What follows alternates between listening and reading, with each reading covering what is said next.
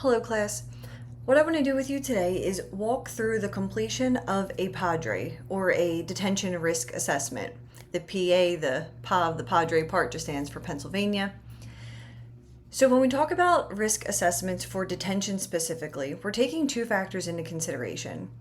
Really, the only reason a juvenile should be detained is if they're a threat to themselves or the community, or their likelihood to appear for their next court hearing. This assessment is not assessing for their likelihood to reoffend.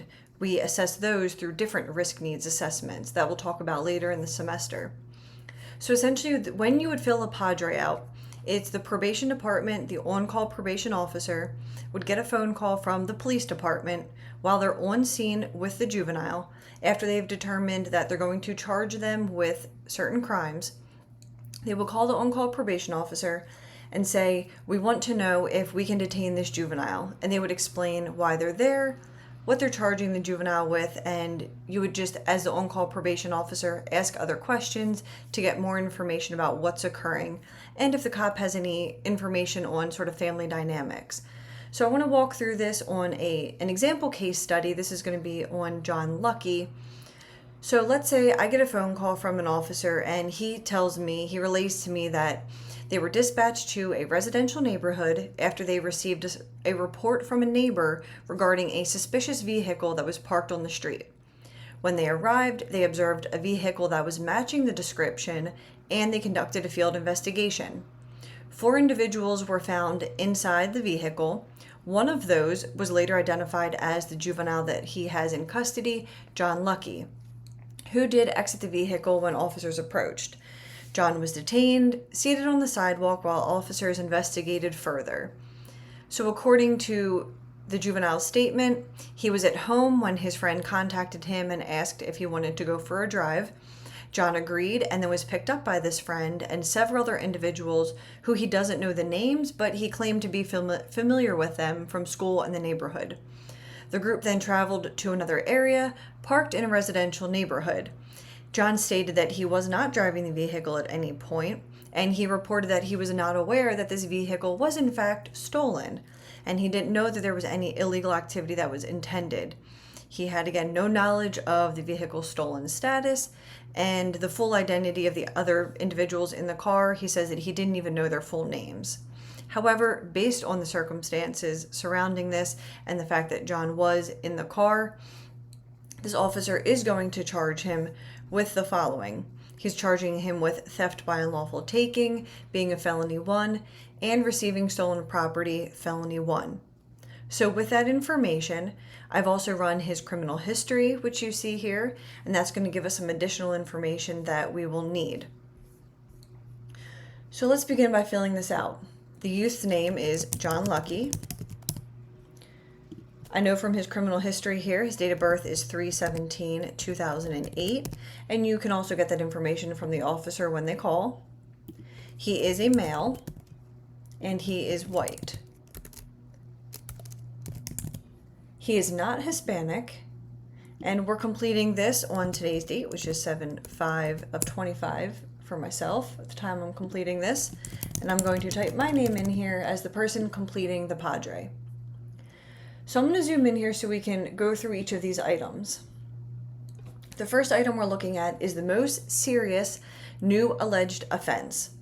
So both of these offenses are felony 1s and serious, but the most serious one, the first lead charge that the officer indicated, was theft by unlawful taking.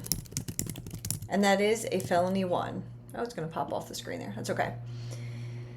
So it's a felony 1, which means we're going to give him 15 points for this item. And if we look over here to the right, this is going to give us our scores that we need to be able to detain an individual if we're going to use an ATD, which is an alternative to detention, or if we're going to release the juvenile.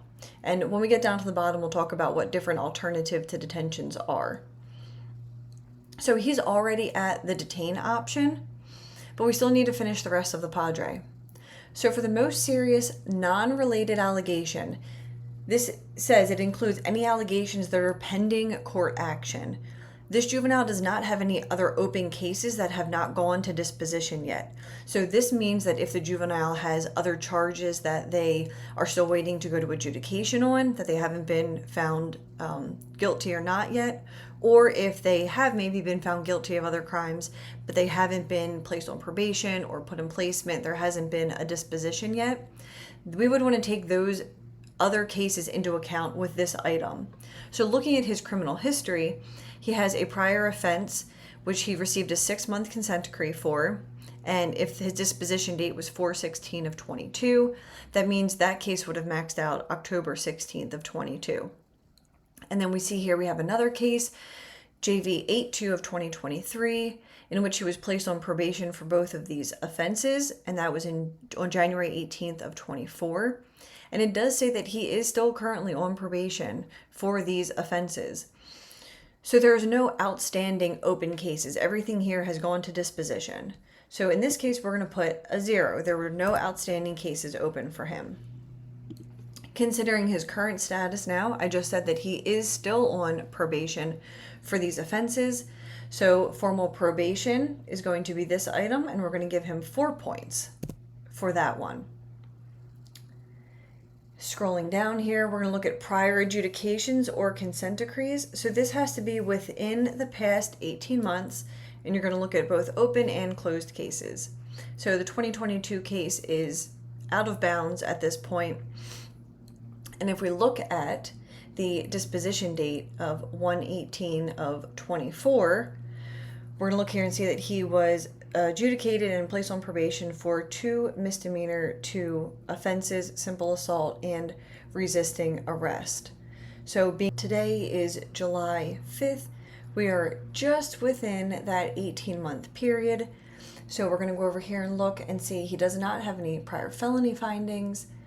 He has no felonies, but he does have multiple findings for misdemeanor offenses, including all of the gradings. He has 2, so that's going to give him a 3 in this category. Looking at history of warrants for failure to appear, I don't see any on his criminal history, and when I asked the officer, he said that he did not know of any warrants that this juvenile had outstanding for him, so we're going to give him a 0 in that category. And we do not know, being the probation department, we would know if he had any history of escapes or runaways that his parents have reported, and there's none of those on his record. So we're going to go ahead and give him a 0 for that one as well. So tallying up all of his points here, we have 15. It's going to put us at 19, 22, so a total of 22 points. So with that, again, looking at our scores over here, we're going to go ahead and say that he should be detained based on, so you see it says decision based on score, so based on his score, we should detain him. Scrolling down, here we have some other options to consider. I'm going to zoom back out for a moment. We have some other options to consider now. So mandatory detention, there are some counties that will put specific offenses within this section, say firearms offenses, because certain firearm offenses are only misdemeanors for juveniles. They may put terroristic threats as a mandatory detention. And what that means is that you have no choice as the probation officer. This is mandatory detention determined by either the chief probation officer or the juvenile court judge has determined that these offenses, no matter what, will always be detained. So you always want to make sure you double check that section. So we move down here to discretionary override, looking at some different mitigating factors. So as I was on the phone with the officer, he did indicate that his parents were willing to take him home and they are able to provide supervision. So we will check that box off. He does have a prior record, so that doesn't apply. He was marginally involved in the fence. We're not really sure if he was marginally involved because we don't necessarily know if he did know that the car was stolen, but it does appear that he may have known, so we're not going to go ahead and check that one off. Continuing on down, I don't think any of these other ones necessarily apply. There were no significant mental health problems that were relayed to me by the officer. And juvenile doing well in supervision absent this arrest. He was doing fairly well on supervision when I looked through his case notes, so we can go ahead and check that one off. So these are mitigating factors, factors that we could take into consideration to actually drop down in decision from detention to an alternative, for example. You can only ever jump one option, so you can't go from detention to releasing a juvenile, but you can use these factors to say, you know what, I think we could safely send him home with his parents and just schedule him for an expedited court hearing, for example. Looking at aggravating factors, maybe a parent is refusing to take the juvenile home, or they're unavailable, the officer can't even get a hold of them. If they have significant history of being violent in the home or substance abuse issues, for specifically like domestic violence or individuals who have committed sexual offenses, if the victim is in the home, this is one that's very important that we check off.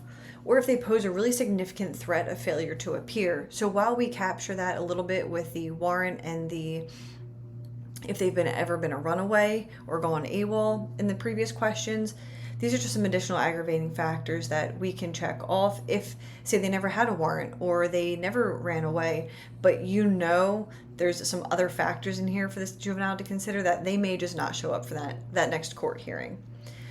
Or maybe they're refusing to cooperate with an alternative to detention that you've offered. So I don't believe any of these apply, so we're going to go ahead and continue on. Now, when you check these off, it doesn't mean that you have to go up or down in your decision. It's simply checking off different factors just to take into consideration of the totality of what you think is best for this juvenile. So if you do decide to take in any of those factors that are above and you do decide to deviate from what the assessment says should happen, after checking those off, you then are going to write into this box a written explanation for why you're using a discretionary override. And that always requires supervisory approval. So you can certainly use that as an option if you feel like you can justify that. We're just not going to put anything in here, but typically a supervisor would need to sign off on that decision. So now we come down to actual decision. If you decided to use a different option, say we decided to go with an alternative for this juvenile, then I would check this box. I'm going to go ahead and stick with what the tool says. I do think this juvenile should be detained based on these offenses. So we're going to go ahead and check off secure detention. That is our option. If you decided to go with an alternative to detention, here's some options that you have available to you. You can order the juvenile to an evening or day reporting center, so keep just a little bit extra eyes on the juvenile. You may put them in the shelter instead of in the detention center, but please be careful with this one because there's a reason why we have shelters for juveniles who are dependent and neglected youth, and we have detention centers for juveniles who engage in delinquency, because they should not be interacting with one another, because unfortunately those who are delinquent will tend to have negative impacts on the shelter kids. So you have other options here, like placing them on electronic monitoring or placing them on house arrest, or if you can come up with another option for this juvenile. Maybe there's a family member. So for example, say you have a domestic violence case or maybe a sex offense and the victim's in the home, but the juvenile has no other issues really that you've seen. Maybe they have no criminal history and you decide, okay, they can't be in the home tonight, and maybe the tool tells you that they should be released, but you just don't feel fully comfortable releasing them back home to their family. What you could do is use an alternative to detention, specify other, and say that you're going to place that juvenile with, say, a family member, an aunt or an uncle who has stepped up and said, we'll take the juvenile for now until the next court hearing, until we can get all of this sorted out so the juvenile isn't in the home with their victim. And that's an option that I will say a fair amount of families would give you as an option of other family members that can take the juvenile, specifically when it's cases like that, DV or sex offense. So I just wanted to briefly walk through how you would fill this out to give you an example of what that looks like. If you have any questions as you're filling yours out, please don't hesitate to reach out, shoot me an email. These are the only items that you're going to need to fill in up in the top section here. You will have a pre-recorded phone call to listen to, and you will have the criminal history available to you as well to use in completing the PaDRAI.